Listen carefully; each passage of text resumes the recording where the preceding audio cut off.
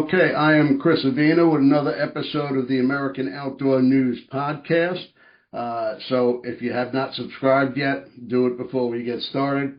I'm here with Ryan and Dustin Burt from MeatSafe. Great product. I saw it. I was introduced to the product at SHOT Show this year. Guys, thanks so much for coming on. Pleasure. Yeah, thanks for having us. Now, the product, geez, I mean, it's so hard to describe, but so essential to an outdoorsman or a carnivore. What was the inspiration behind coming up with MeatSafe? Yeah, so it actually just kind of came to us while we were on our way to a hunting trip, actually, an elk trip up in Colorado. And we were listening to some guys on the radio show kind of similar to this, sitting around just talking about their different ways of storing meat, whether it's in a deep freezer, stand-up fridge, the different issues that they have with that. And ultimately, they all had the same problems. And those same problems were the exact same problems that Dustin and I have dealt with, which is essentially when you put your meat in a freezer, whether it's a deep freezer or stand-up, you end up losing meat over time.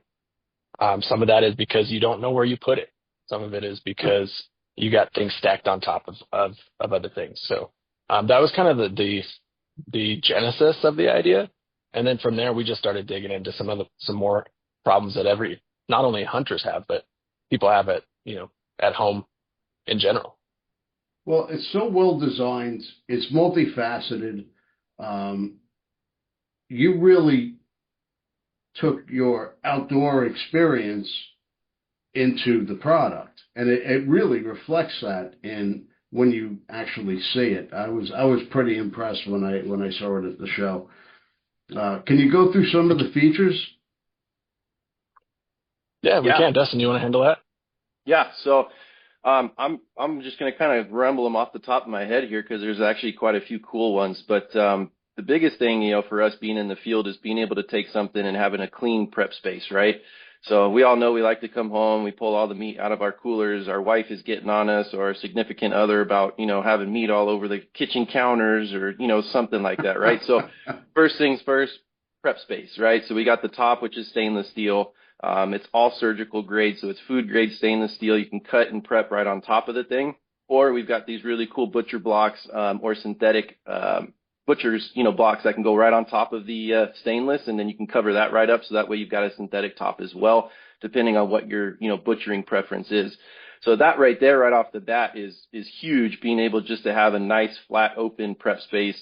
The cool thing about it is when these freezers are plugged in, that top of that stainless actually starts cooling. So it's cooling your meat as you're actually processing on top of it, which is a pretty neat feature.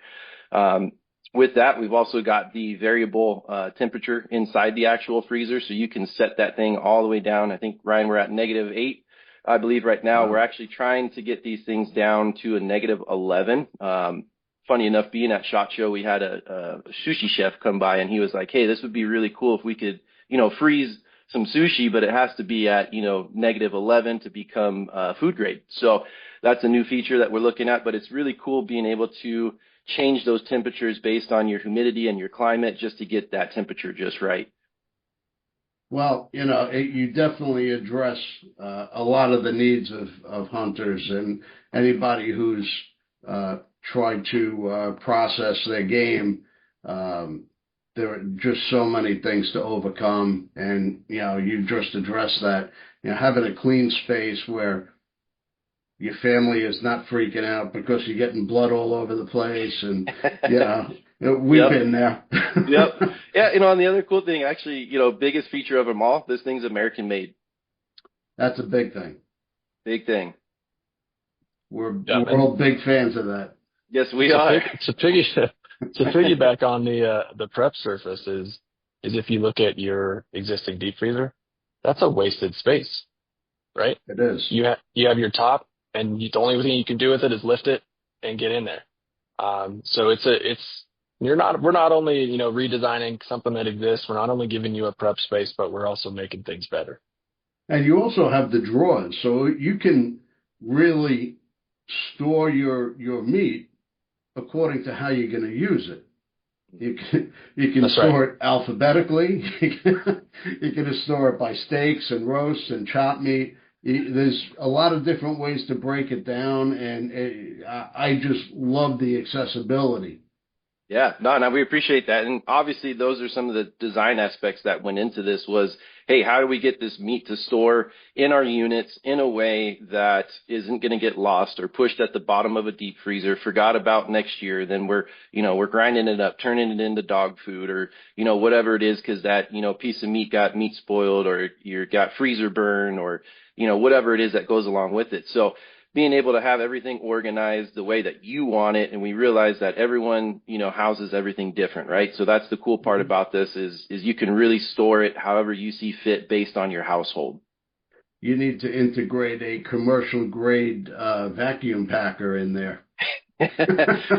We've got some ideas for some fun things, but we wanted to make sure we got this thing done right the first time. Now, Yep. what sets MeatSafe apart from other game storage solutions? So we've kind of taken a holistic approach to it. I have a background in software design, product design. And so what I've done and what we're coming out with in tandem with the MeatSafe, and Chris, I'm not sure if you even are familiar with this part of it, but we have developed a digital app that goes along with MeatSafe that then allows you to track every piece of meat that you have. And you mentioned, a vacuum sealer, right? The app actually, coming back to that, the app is going to be Bluetooth enabled with a printer as well as as a scale. So let's say you're sitting there and you're butchering your meat. You have it all packaged up.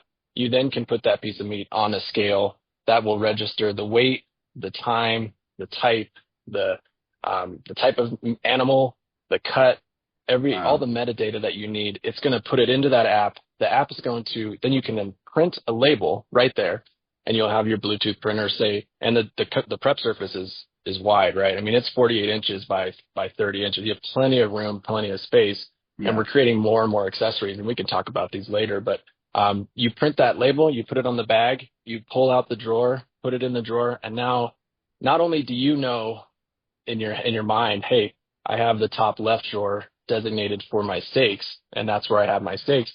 But the app will tell you how many steaks you have, how many pounds of steak you have, of a given particular meat. That's And then it'll great. also suggest to you, and this is where it gets even smarter, it'll suggest to you how much you're using. Are you using enough to go over time? When do you need to use it? And suggest recipes to you as well. Well, that being the case, you really need to integrate my Hunter's Harvest Wild Game Cookbook into your into the MeatSafe. Hey, we might need to have an Sounds offline great. conversation here.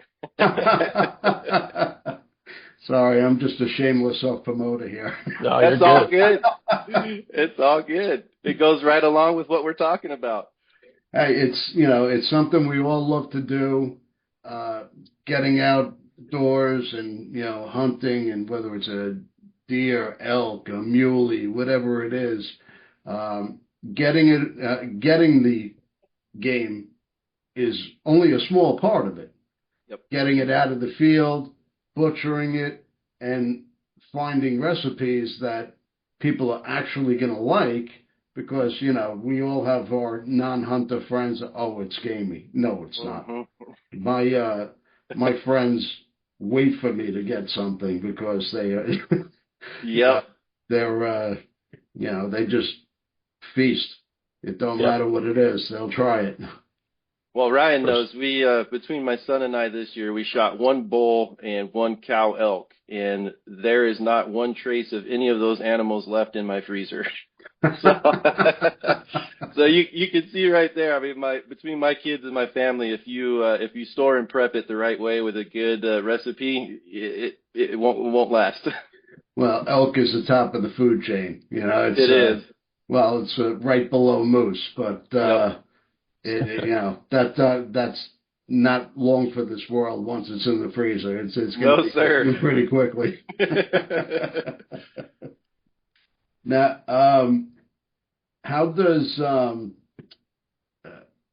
how when you store it? I know there's multiple drawers. Are there any other features that we should know about, or? So we're working on an internal drawer system that we're kind of calling the cool file system. In the sense, we're creating a freezer filing system for your meat.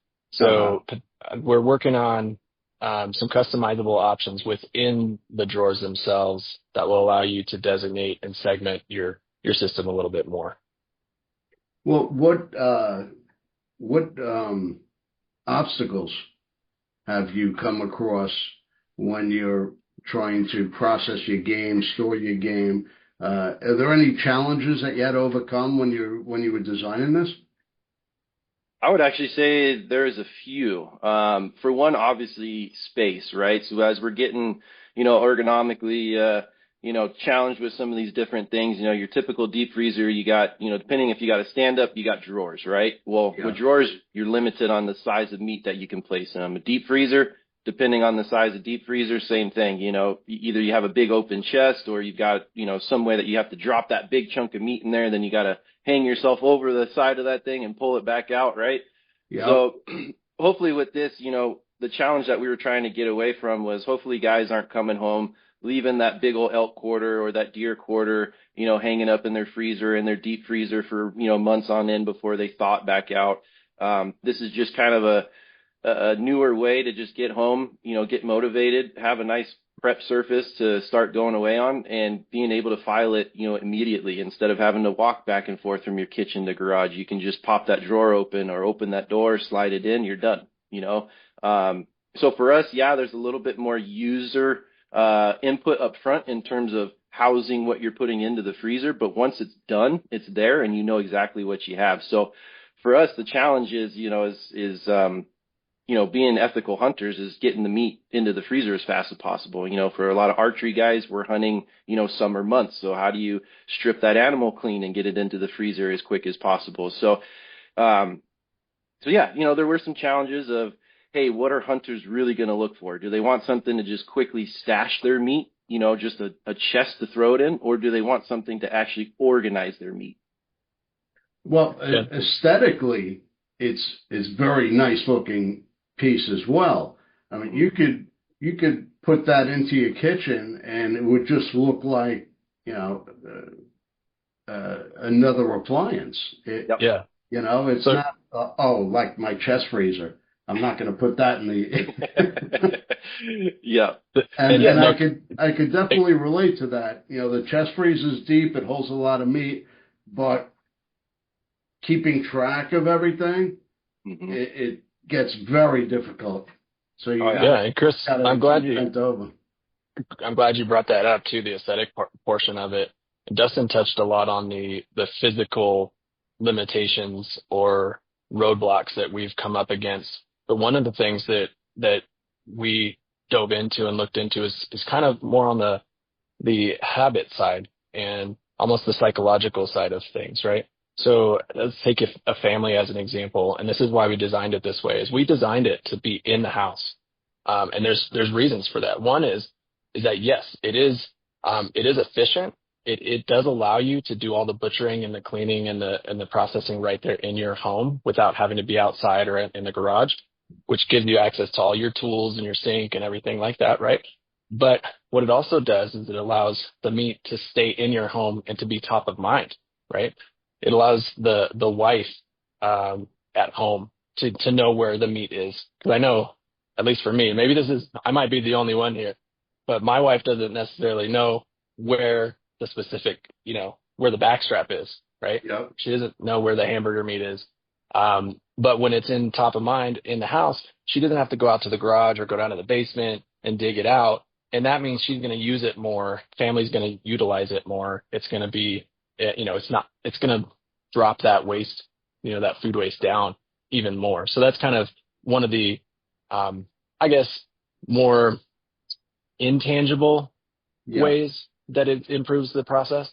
Well, like you said, when it's in the garage or in the basement, it's out of sight, out of mind.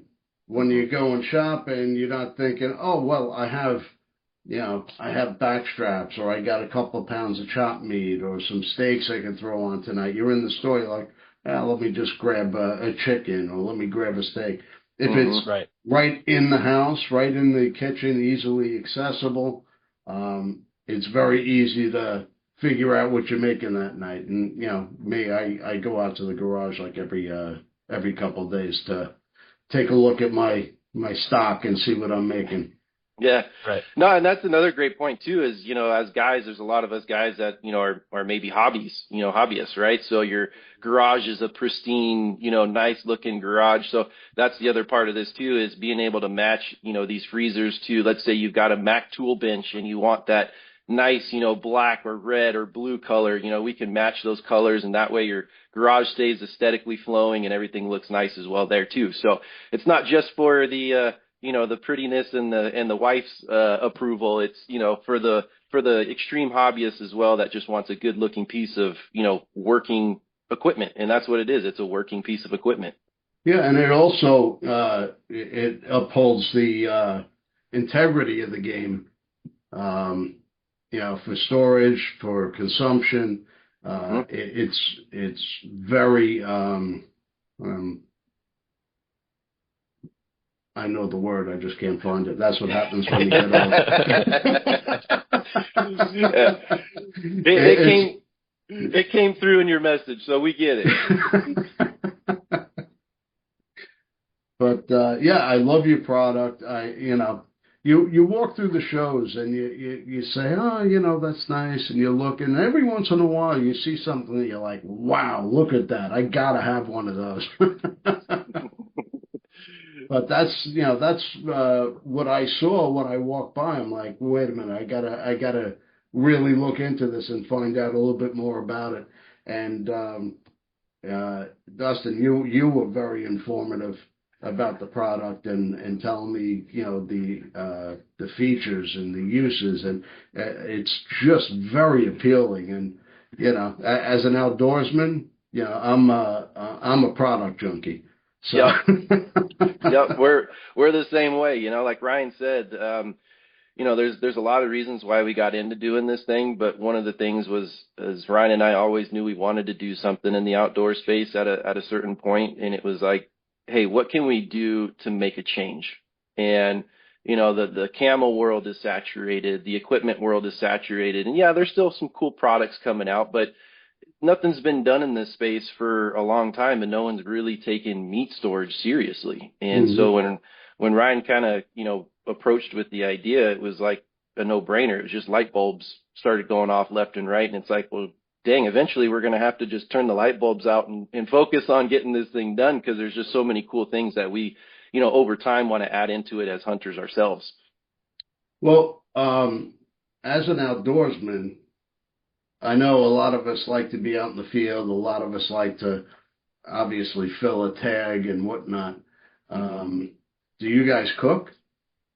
We do. Of course. Obviously getting more and more as I get older, because I can afford the time to do it now.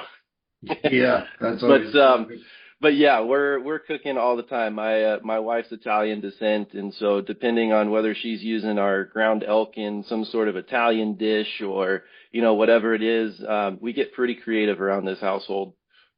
Well, I'm gonna have to send you one of my cookbooks, because I have venison marsala in there. Ooh, all right. Venison sorrentino. Okay. I even have some Thai dishes. All right. So we could get a little creative. I'll get you out a copy. Chris, one thing that I need help with is the dishes with kind of the more exotic type dishes, I would say. A steak is easy, ground, like some pasta is like, okay, I could do that in a minute. But something like an osombuco, or something where you're having to sear something or slow cook it over time. That's the kind of stuff that I'm growing into and can use some advice on. Well, I cook a lot on a fire pit. I love to cook outdoors. So come the season, I'm always cooking on a fire pit. And Awesome. whether it's in a slow cooker in a Dutch oven, you just got to regulate the height and the heat and let it slow cook.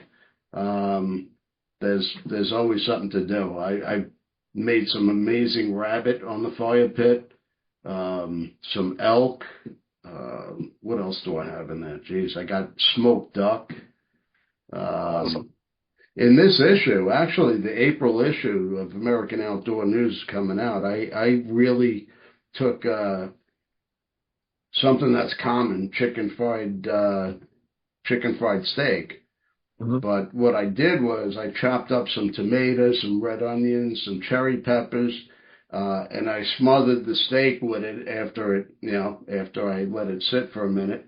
And then I drizzled it with balsamic vinegar, and it gives a whole new dimension to something Sounds that's like it. very simple that we all make. I don't know, Chris. I think we might need to set up a potluck here pretty soon. We'll come out and we'll just do a full smorgasbord of some outdoor cooking. I'm more than happy to sit there and cook if you guys supply the elk. Hey, we'll do it. Now let's get into production. How is production coming, and when is it going to be available? Yeah, so we're finalizing all the details right now. We are looking at taking pre-orders here May 1st, and we've Okay. already actually taken some kind of in-person orders, and we're looking at delivering in the fall 2025. Okay, so that's right around the corner. I mean, it's Yep. a couple weeks Mhm. away, a few weeks away. Hunting season. Yeah, absolutely. Well, now where is it going to ship out of? It'll either be so we will either be shipping out of Texas, Dallas, Texas, or Colorado. Oh, okay. So it's, middle of the country. It's going to go either coast. Yep. Yep. And the only reason it depends on where is that it's getting manufactured and built in Texas, and we have some sort of standard features that are going to be shipped straight from there. But if we Hmm. need to do some customization on it and do some work on it, we'll be shipping that out of Colorado. All right. Well, I know when you design something and the first run comes out, there's always something afterwards. Hey, we could add X. Mm-hmm. What's in the works? Well, we've got actually some really fun things. I don't even know, Ryan, can we share all of it? I mean, I think we could speak in some generalities for sure. Some Um, generalities actually. Okay, so some really cool things, and definitely something to start looking at. I would say probably for the 26 line, and this is going to be going off a version 2. Is kind of a mobile aging unit. We'll just keep it at that. Uh-huh. That works along with the freezer system. Wow. And that, especially with game, Yep. is important. Yep. So being able to have, again, your one-stop shop, it's presenting a few challenges, but we're working through it. And it's been a really, really cool idea. And it's something that Ryan and I started playing around with in terms of actually aging meat. Now that we're able to get out and harvest as much as we are nowadays.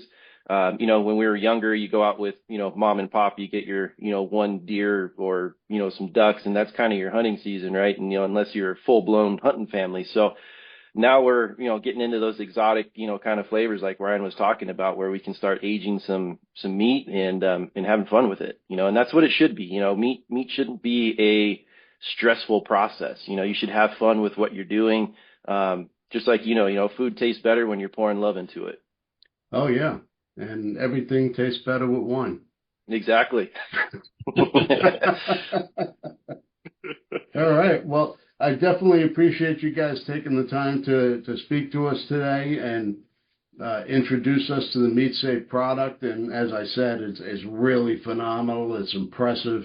And to the outdoorsman who loves to cook and store their meat properly and have it easily accessible, it's definitely something that I'm excited about. So, that takes a lot. Hey, We're both excited here. Like I said, it's been a long time passion for us. The outdoor field is just something that everybody needs. Whether you like hunting or not, just getting out in the outdoors, everybody loves it, getting the fresh air. And this is just a way for Ryan and I to create more opportunities, not only for us, but our families and our families and friends to just get out and enjoy what they do and love. And everybody should really keep in mind, this isn't just designed for wild game. No, sir. Like I buy a cow every year and I split it with friends. So Right. I get a third of a cow. I can very easily store it the same way in the MeatSafe product than my chest freezer. Exactly. That's correct. And not to take up too much time here, but the app is actually designed to also work with alongside your current freezers.